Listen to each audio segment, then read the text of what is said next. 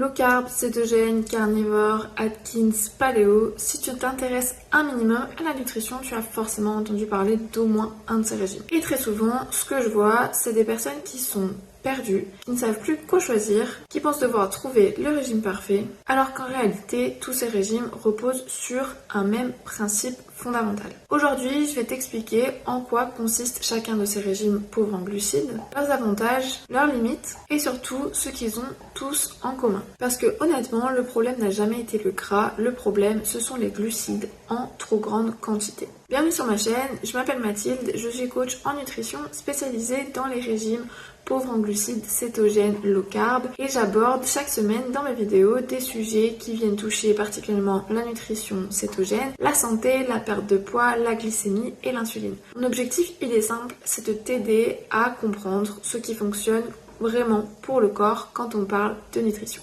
Alors, avant de rentrer dans le détail, il faut bien comprendre une chose essentielle sur tous ces régimes, c'est qu'ils reposent et fonctionnent parce qu'ils réduisent les glucides. En fait, moins de glucides, qu'est-ce que ça veut dire? Ça veut dire moins de pics de glycémie, aussi moins d'insuline, ça veut dire plus de stabilité hormonale et plus de satiété au quotidien. Également plus de facilité à perdre du gras. Les différences ensuite entre ces régimes, elles existent, elles sont vraiment secondaires par rapport à ce socle commun. Commençons tout de suite par le low carb, qui est la base de tout. Le low carb, c'est simplement une alimentation pauvre en glucides sans règles extrêmes. En général, on vient réduire le sucre, particulièrement le sucre raffiné. On limite, voire on supprime tout ce qui est produit céréalier, donc pain, pâtes, riz.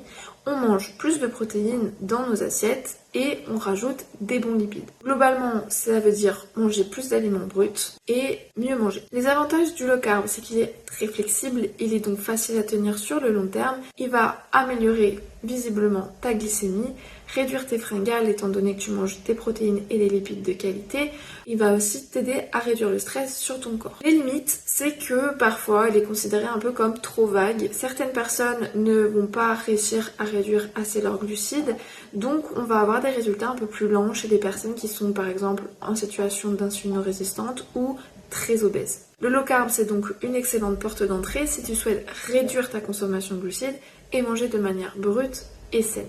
Numéro 2, c'est le régime cétogène. C'est ce qu'on pourrait considérer comme un low carb structuré. Le cétogène, c'est une version beaucoup plus stricte du low carb. Son objectif, c'est de faire basculer le corps en cétose, c'est-à-dire utiliser les graisses comme carburant principal. En pratique, ça veut dire très peu de glucides, maximum 25 grammes de glucides nets par jour si on parle de cétogène thérapeutique. C'est un régime modéré en protéines, juste vient t'aider à conserver ta masse musculaire, et un régime très élevé en lipides. Les avantages du cétogène, c'est qu'on va avoir une baisse rapide de l'insuline, et il est aussi également très efficace pour la perte de poids.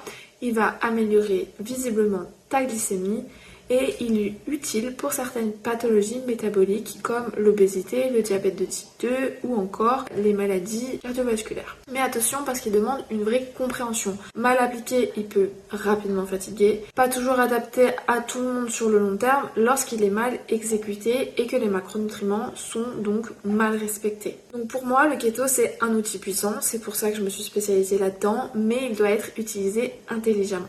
D'ailleurs, si tu débutes dans le cétogène ou le low carb, sache que tu peux obtenir des bases claires pour éviter les erreurs de débutants. J'ai créé un guide sur l'alimentation cétogène qui est disponible gratuitement avec le lien dans la barre de description. Le numéro 3, c'est le régime Atkins, qui est l'ancien céto. En fait, Atkins est l'un des premiers régimes populaires pauvres en glucides. Il fonctionne plutôt par phase, donc on a des phases où on est très bas en glucides au départ, puis on réintroduit des glucides de manière progressive. Les avantages de Atkins, c'est qu'on va avoir des résultats rapides parce que comme tous les autres régimes, il va jouer un rôle sur la baisse de l'insuline, il va induire une perte de poids motivante également. Par contre, il a des limites parce qu'on est sur une approche très rigide, vraiment encadrée de manière médicale, peu éducative et souvent vécue comme temporaire, donc plutôt comme un régime et non pas comme un changement d'alimentation.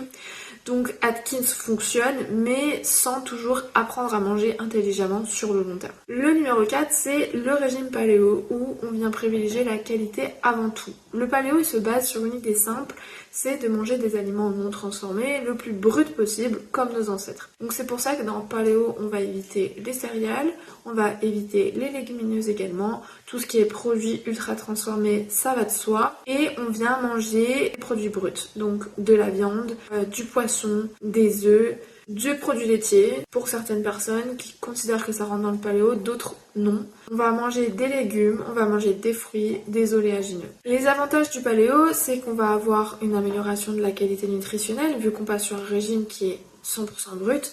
Donc on va réduire les inflammations induites par des régimes avec des aliments transformés. On va avoir également une meilleure digestion.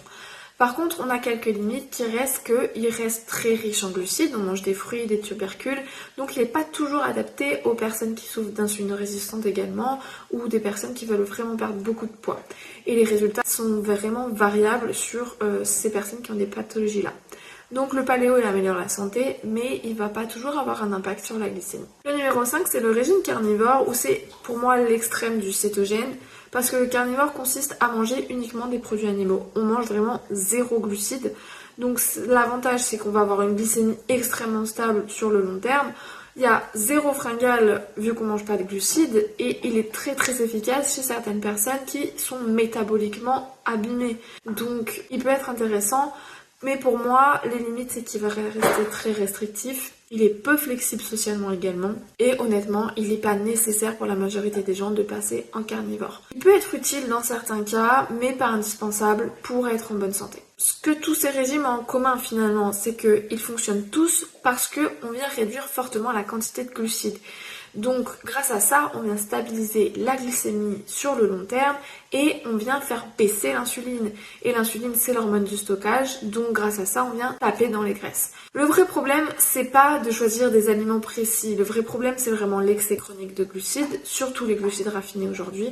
Notre corps n'est pas fait pour gérer cette quantité de sucre dans la journée, des grignotages constants qui viennent flinguer ton insuline ou qui viennent faire des pics d'insuline répétés. Donc pour moi, la bonne approche, c'est qu'il n'existe pas en réalité un régime parfait, chacun est différent, mais il existe une compréhension du métabolisme. Et la meilleure approche, c'est celle qui vient réduire tes glucides à un niveau tolérable pour ton corps, qui vient apporter également assez de protéines de qualité pour conserver et construire de la masse musculaire. C'est une approche qui vient introduire des bons lipides pour soutenir tes hormones et ton métabolisme et ta satiété au quotidien.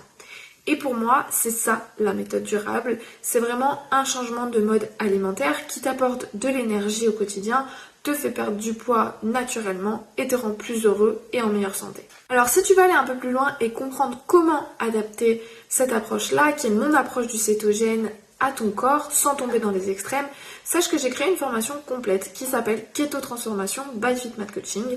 Et à l'intérieur, je t'explique comment perdre du poids naturellement grâce au cétogène, stabiliser ton insuline, retrouver une santé métabolique de manière saine et durable. Et sache que tu as une version e-book qui est une introduction au sujet et un vrai programme de formation avec plus de 10 heures de cours en vidéo. Toutes les infos sont dans la barre de description. N'hésite pas à t'abonner pour ne pas rater mes prochaines vidéos, à liker et à commenter pour soutenir la chaîne. D'ici là, portez-vous bien, à bientôt pour une prochaine vidéo.